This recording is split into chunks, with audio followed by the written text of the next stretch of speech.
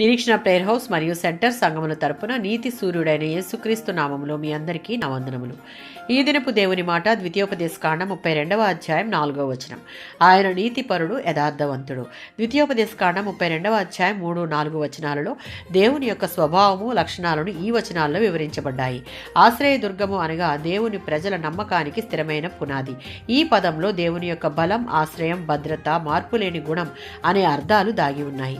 జీవితాన్ని నిర్మించుకోవడానికి స్థిరమైన సురక్షితమైన పునాదిగాను, రక్షణ కొరకు నమ్ముకొనదగిన ఆశ్రయంగాను, మరియు జీవితం అగమ్యగోచరంగా ఉన్నప్పుడు దారి చూపించి నడిపించేటటువంటి సహచరుడిగాను ఉన్నట్లు అర్థం వస్తుంది. 2 సమూయేలు గ్రంథం 22వ అధ్యాయం 2-3 వచనాలలో దావీదు సౌలు చేతి నుంచి, తన శత్రువుల చేతి నుంచి విడిపింపబడినప్పుడు దావీదు దేవునికి ఈ కీర్తన పాడాడు. దేవుడే నా ఆశ్రయ దుర్గము, నా కోట, నా రక్షణ, నా బలము, నా ఎత్తైన స్థలము, నా శరణం, నన్ను విడిపించిన నా దేవుడు, నా శత్రువుల బారి నుండి నన్ను విడిపించిన దేవునికి కొనియాడి ఇక్కడ దావీదు కీర్తించినట్లుగా మనం చూడవచ్చు.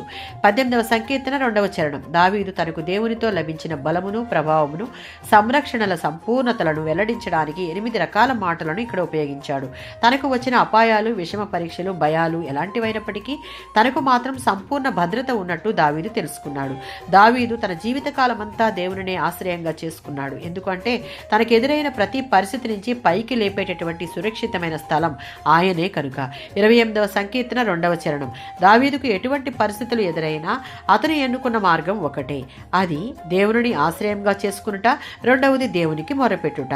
తన నమ్ముకున్న దేవుడు చేయి విడిచిపెట్టేవాడు కాదు అని దావీదుకు తెలుసు. కనుకనే పట్టుదలతో దేవుని పాదాలు పట్టుకుని మొరపెట్టేవాడు. మనం కలిగి ఉన్నటువంటి దేవునికి అసాధ్యమైంది ఏమీ లేదు. ఎందుకంటే ఆయన నీతిపరుడు, యథార్థవంతుడు, ప్రేమాస్వరూపి కనుక ప్రతి పరిస్థితికి చాలిన దేవుడు దావీదు వలె యథార్థ హృదయంతో ఆయననే ఆశ్రయదుర్గముగా చేసుకుని పట్టుదలతో సమస్తము సాధ్యపరచగల దేవుని శక్తి యందు నమ్మిక ఉంచి ప్రార్థిస్తే దావీదు పొందుకున్న విజయాలు, ఆశీర్వాదాలు మన సొంతం. ఆమేన్.